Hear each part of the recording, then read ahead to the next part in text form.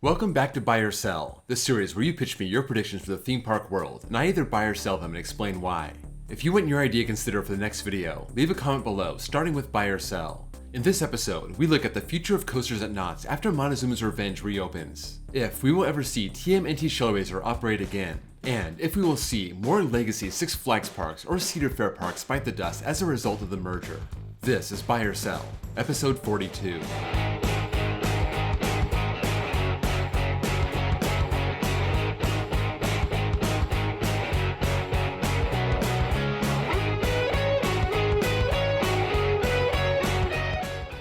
Let's start with Mason's mappings. Six Flags will sell off Michigan's Adventure, the most neglected park in either the Six Flags or Cedar Fair chain. It's hard to believe Cedar Fair gave them nothing new the entire 24 years they owned the park. It's always ranked at the bottom of the Cedar Fair chain, and since the merger, it's not doing much better. It's got the edge on Frontier City, I'll give it that. With Six Flags trying to pare down their portfolio, will we see Michigan's Adventure close down or get sold off?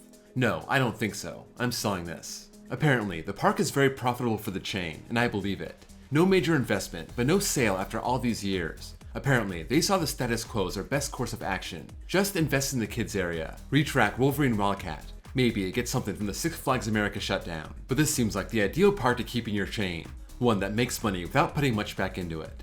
Rick P. Steel Vengeance stays at the top of your list throughout the rest of the 2020s. In the last few years, we've seen, I'd say, 3 contenders: Velocicoaster, Air Force One, and Stardust Racers. Some may even say Iron Gwazi, but I don't think it's long enough to compete with Steel Vengeance. Velocicoaster has the diversity of elements, Air Force One has the collection of elements, and Stardust Racers has the airtime and length, but none of them could break my number 1 spot. Air Force One came the closest. We got Intamin, RMC, and Mach Rides in on the action, and I think by 2030 something will break my top spot. I'm buying this. Maybe that coaster already exists. Maybe it's Hakuge at Nagashima Spaland. Maybe it's Conda at Wallaby, Belgium. Maybe it's Zadra at Energylandia, but more likely, someone needs to invent it, and the sooner they do, the better. Calvin Petty. Because Six Flags America was announced 6 months early, the chain will stop closing rides without warning. Last year was really bad when it came to closing rides with no warning, and I think that had a lot to do with the merger being finalized in the summer and decisions being made on the fly. I believe the main reason they didn't announce the closure of King Ka was because of maintenance. If they promised a closing date and it broke down, they would have to fix it. And if it broke down in that last week but they hadn't promised anything, they could just shut it down and call it quits. Maybe that's the case in the future also. Say a launch coaster like Flight of Fears in the chopping block. They might choose to hide its closure to avoid last minute maintenance. However, in general, I'm buying they'll stop closing rides without warning. This was a bad and seemingly haphazard purge in 2024, and once they're more organized, if they choose to shut down Vortex, or Gemini, or Excalibur, I bet they'll give at least a month's notice.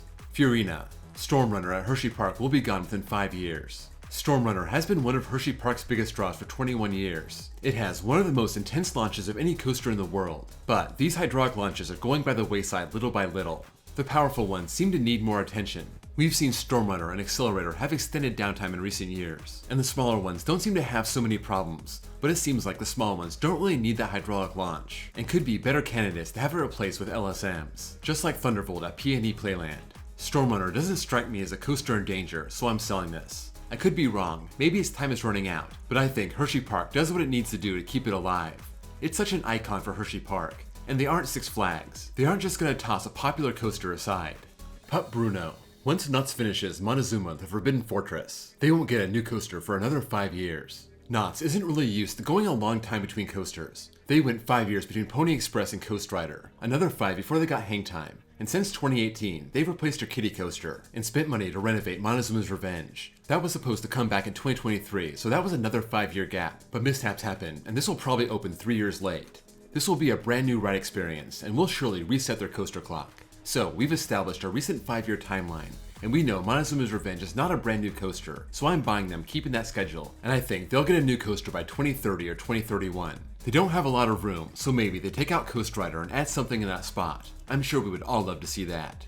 Thrills have a beard. We will lose more legacy Six Flags parks and Cedar Fair parks. Since the merger was finalized, we know Six Flags America was the first casualty. California's Great America is also heading out after the 2027 season, most likely, but that announcement happened well before the merger. For the sake of argument, let's call it a 1-1 tie because they're both going to close under the new chain. Six Flags had 15 theme parks, Cedar Fair had 11, and when you think about a chain selling or closing a park, you're usually thinking about a smaller park that doesn't get a lot of investment, but that's not always the case. Some parks get sold for other reasons. I mean, Magic Mountain almost got sold because it didn't fit into Mark Shapiro's vision of the chain, not to mention all those acres of juicy, valuable land. That being said, I can't see any chain's big parks going by the wayside, no matter how much money they can get for the land. In the Cedar Fair chain, I can see them losing Worlds of Fun, Dorney Park, or Valley Fair. And in the Six Flags chain, I can see them losing Discovery Kingdom, St. Louis. Great Escape, maybe not, just because they also have the resort. Maybe La Ronde. And I hope they don't get out of their leases with Darien Lake and Frontier City, but it wouldn't surprise me. I don't know how much money they have invested in those properties since they don't own them, and what they benefit from getting rid of them, but I think it's a solid buy. We'll see more Six Flags parks bite the dust compared to Cedar Fair. For one, Six Flags has more to choose from. Also, I think all big four Cedar Fair parks are safe. King's Dominion should be their big mid-Atlantic park with Six Flags America closing. And Knott's Berry Farm is very intriguing. I'm sure that land is worth a king's ransom, but there would be riots if they tried to sell Knott's for redevelopment. So, for Cedar Fair, I see three options, and I think Dorney Park is most likely in that group, just because they have other parks in the region, such as Great Adventure. On the Six Flags side, aside from dropping the two leases, I'd say St. Louis and La Ronde are in the greatest danger. Just a note, keep an eye on the rides being relocated from Six Flags America. The parks that get something are probably safer now, and the small parks that don't may need to worry. Mr. Solar Sun. Within a few years, all Premier Rides Spaghetti Bowl coasters will close due to downtime. It does seem like these LAM launch coasters could be on their way out. If Six Flags is purging like crazy, it makes sense they may target these next. We know Joker's Jinx is done. That isn't getting relocated, and it just seems to me like the Flight of Fear coasters are on borrowed time. However, the one at King's Dominion got a facelift to make it fit in with the Jungle Expedition area, and the one at Kings Island fits in really well with Area 72. So if you're looking to remove something for being a misfit, like Dueling Dragons, that doesn't seem to be the case here. Also, Poltergeist at Fiesta Texas just got a great retheme and repaint, making it one of the best themed coasters in the whole chain. I know this doesn't mean everything, but it doesn't mean nothing either, and as of right now, I'm selling this. I think they all stay for at least a while. They aren't going to be part of an immediate Six Flags purge. The Mr. Freeze coasters may be another story, we'll have to wait and see.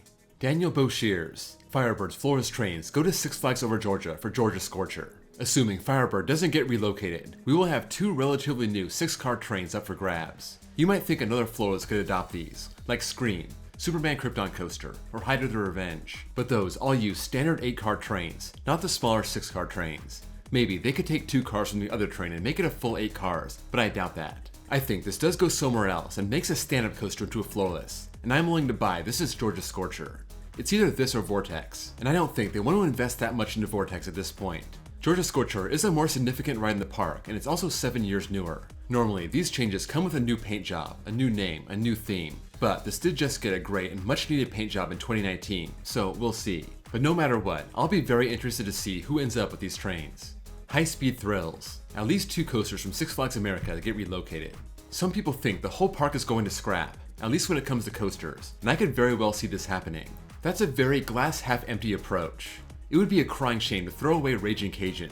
That is one of the best spinning mouse coasters ever. It was built to be moved. It still has a lot of life left into it, and a lot of smaller parks could really use this, assuming Six Flags hasn't sold off all their small parks by the end of 2025. That leaves 8 other coasters, and I think 2 others have a decent shot at relocation, but I'm not as confident as Raging Cajun. Okay, Superman has an outside shot, Firebird has an outside shot, but Professor Screamore Skywinder was just renovated, and that lends itself to being relocated. But they didn't do anything to the track aside from paint it, just gave it new trains, so more likely, they ship those trains to Michigan's Adventure or Discovery Kingdom and give their SLCs a boost. I'm buying this mainly because of Great Chase. The Kids Coaster would be a waste just to scrap.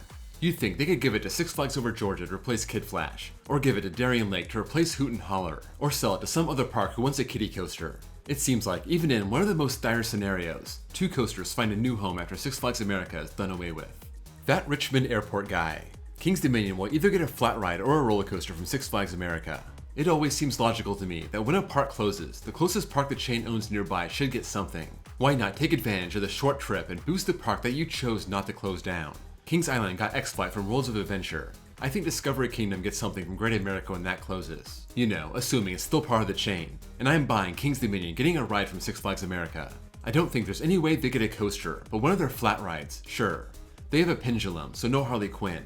They have a Windseeker, so no Wonder Woman. But they don't have a Zamperla Nebula Z, a ride that was just installed last year in Steamtown. So my money is on that one finding its way to King's Dominion. Airtime Junkie. TMNT Shellraiser never reopens. Shellraiser has been down for a year and a half now, and it's not hard to see why. Well, it's not like you could have predicted this was shut down just a few years after opening, but right from opening day, you can tell there was something wrong with it. It had some major potholes. Some people believe the problems are caused by the supports being stuck to the concrete, not having real footers, and I don't know how much of an effort it would be to fix it, and if they want to invest the money into fixing it. If it were that simple, you'd think they would have announced something by now and taken action to solve the problem, the way Kennywood was transparent about steel curtains problems. This has just been silent since January 2024, and that's not a good sign. I'm buying this. I hope if this is done at an American Dream, it gets sent somewhere else, somewhere that can give it its own footers, make it run like it should, because this is a top 50 coaster for me, and it sucks to see it sitting there with no explanation from the park. David Whitman. Carowinds' next coaster that will take the place of Nighthawk will be a record-breaking dive coaster. Carowinds is a very nice plot of land right in the front of the park that just opened up, and even though they are getting a water ride for 2026, that won't be going on this plot of land. There are so many options that fit on the Nighthawk plot of land, and with Carowinds being one of the top parks in the chain, they aren't really limited by the budget. They only really have one limitation, and that's space. Even though this is a prime spot in the park, it would be hard to build, say, a Giga Dive the way Six Flags Over Texas seems to be doing. Still, I'm gonna buy Carowinds getting some kind of record-breaking dive coaster. Maybe it's not height, but it could be inversions, or it could be drop angle. A dive does not have to take up much space, and it would look amazing right there at the front gate. Six Flags and Cedar Fair love their dive coasters, assuming B&M is still in their good graces after all these rough coasters they seem to be rolling out. Carowinds could follow in Canada's Wonderland steps and get a B&M Giga, Hyper, and now a dive. Barcelona. Great Adventure's new coaster gets delayed or cancelled. After Kingda Ka closed, we learned about Six Flags 2026 projects. This included new coasters for Six Flags Mexico. We got blueprints for that, and we know it's gonna be a family boomerang. Also, Six Flags Over Texas. They're already getting track on site. Also, Magic Mountain. They're doing massive land clearing where the Golden Bear Theater used to be. And then we heard about Great Adventure's record-breaking launch coaster, the coaster that will be a worthy replacement for Kingda Ka. And we haven't seen much of anything for that as of now, aside from the demolition of Kingda Ka. It's early June, and I think it's too early to panic. I don't know what's going on behind the scenes, but given the high stakes, it's hard to believe they'd fumble another Great Adventure project so bad, so I'm selling this. I don't think it gets cancelled, but as the months roll on, we may end up learning this will be delayed by a year, the way Magic Mountain's coaster was. By late August, we should know for sure. That's when we get our official announcements for next year, and I'm willing to bet they're going to unveil this record-breaking launch coaster by the end of the summer. They've given me no reason to trust them, but call me an optimist. The stakes are high, and I don't think they screw this one up. That's a wrap on episode 42. Let me know what you think about any of these topics, if you agree or disagree, and why. Also, don't forget, if you want your idea considered for the next video, leave it in the comments below, starting with buy or sell. Before you go, don't forget to drop a like, and if you're new here and love coasters, please give me a sub. I have a playlist with all the buy or sell episodes. I want to thank my Patreons. If you want bonus access, bonus content, and have your name listed at the end of each video, check my links below and join. Also, check out my second channel, where I post copyright-free off-ride footage. Thank you all for watching, and I'll see you all next time.